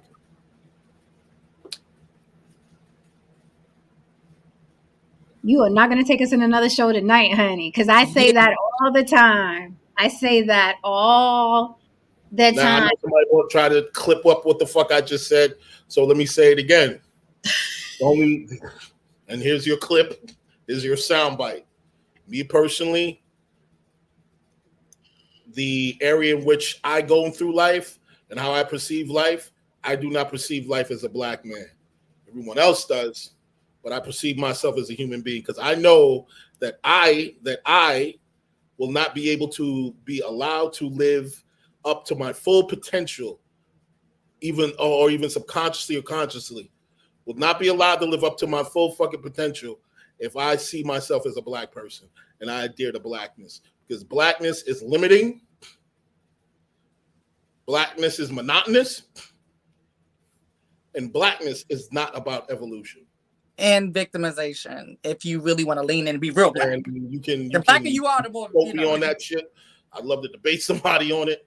And just make sure that if you debate me and you come with a rebuttal, make sure that you bring your examples because I'll bring mine. Yeah, I'm actually the same way, and it's not even just with Black. I've always said, like, even with trans and all that other stuff, I'm like, I don't like any of those shits, but I already know you all are going to use them. Y'all have fun. But for me, as far as me, I don't identify with none of that shit because for that reason, I feel like all of that is limiting. And I don't want no fucking chains on me. I don't want to have to pledge allegiance to any damn thing and say, oh, you said you were Black, so you got to be over here with us and think everything we think. Like, fuck no. Nope. Yeah, I mean, that's why I use atheist too. I'm like, God, my shit's more complicated than that, but I'm like, yeah, just that's what it is. It's an atheist. You know what's so funny? I was about to say, I kind of like what Jen does because it just keeps people out. It's like, because it's complicated and it's none of your business. And I don't want to know what you believe. You don't need to know what I believe. It's not going to do shit for you. What you believe is not going to do shit for me. Why are we even talking about it? Like, that's how I think about it. Now, you see, this person already just proved that what I just said twice went completely over their fucking heads, man. You're not FBA. You're not a fatherless Black American. Just kidding. Foundational Black. Is that what it is? A foundational Yes, Black. foundational Black American. Okay. So it's understandable that you don't see yourself as Black, ma'am. Here's the thing.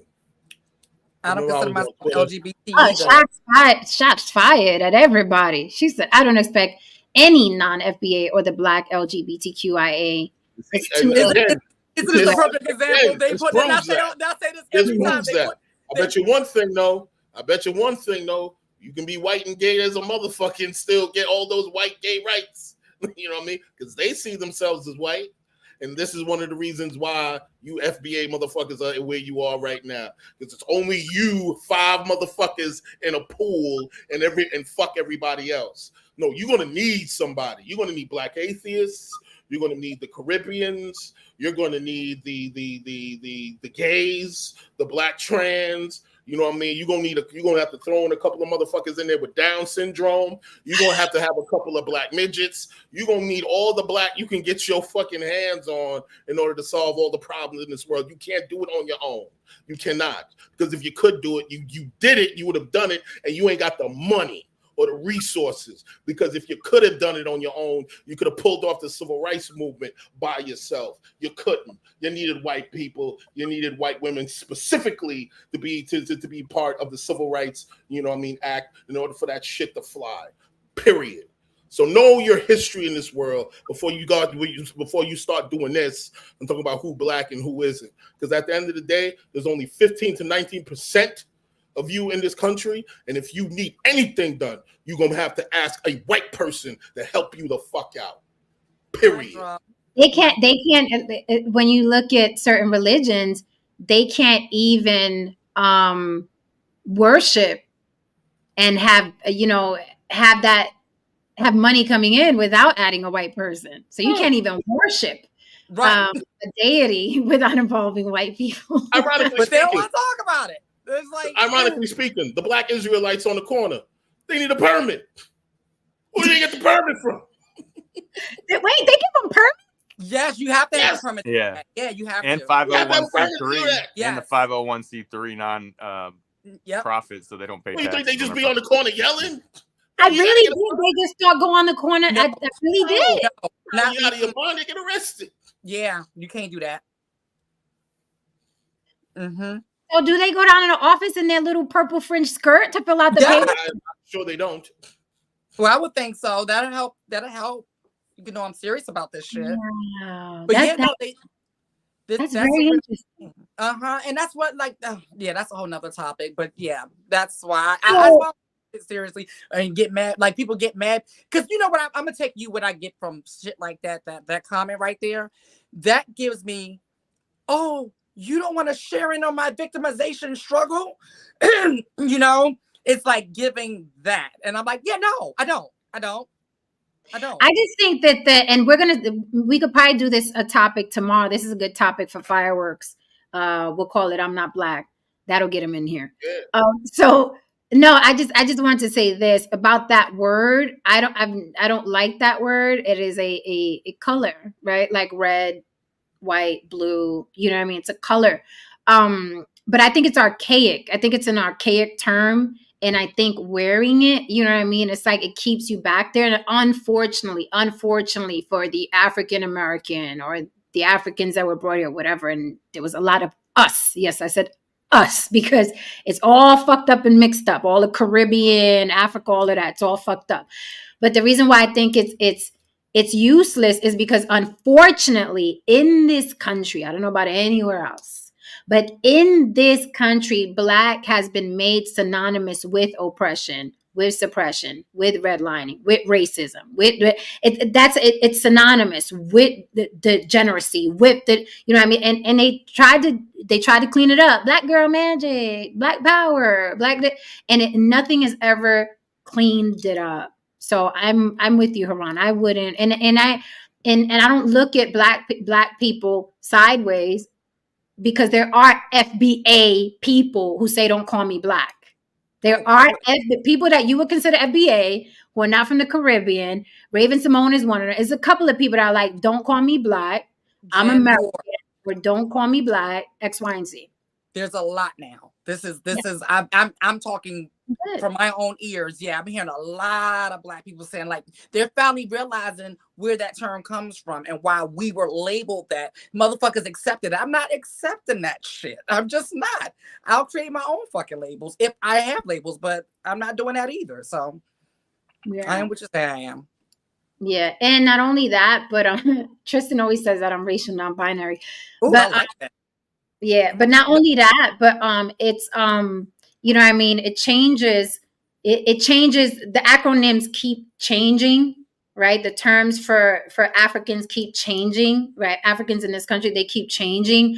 And none of them help. They just make you look worse and worse. Every year there's a new. No, I'm ADOS. No, I'm FBA. No, what do you own? What's your credit score? No, I'm ADOS. I'm FBA. Do you own a home? Are your kids in college? What else is it, right? But people need labels, honestly, when they don't have shit else. And not only that, but these labels sell a lot of T-shirts. Ask Auntie Tariq Nasheed. They sell a lot of T-shirts and flags and keychains. Yeah. So these labels are good for that as well, right? So, but we'll do this. We'll do that topic, Karan. That's a good one. That's actually a good one. And we're gonna veer into that everything you just said. And me and Haran gonna fight, and we're gonna leave on this note. Me and Haran gonna fight. Everything that you said about the word Black is why I am anti-teaching our children that they were fucking slaves. Everything that you just said. No. We're going to leave it there. We're going to come back tomorrow. We're going to leave it there, Haran, because everything you just said is why I am anti-teaching these babies that they were cattle at one point. That is fucking why. We'll talk about it. And we're not talking behind the scenes. We're going to bring it back to the block. No, we're going to bring it here. We'll talk about it here. We'll talk about it. Okay, we're gonna bring it back to the block. Y'all heard it, okay? All right. All right, guys. Good night. This was a good one. Hit that like and subscribe on your way out for mama. Hit my Cash App on the block with Jen if you want to support the show. And we will see you here tomorrow. Hit me up for some business. I got some emails. I'm gonna get back to you. I see y'all. I love y'all. Thank you for the support. I'm going to respond. It's just been crazy for me. And Bountiful Soul is gonna end it with. And by the way, the LGBTQIA Lower East Side, I was there with my aunties fighting in the 1970s. I wasn't even 10 yet. Fuck are y'all talking about? I don't know. I don't know what the fuck I'm talking about. On that note, good night, y'all. And we're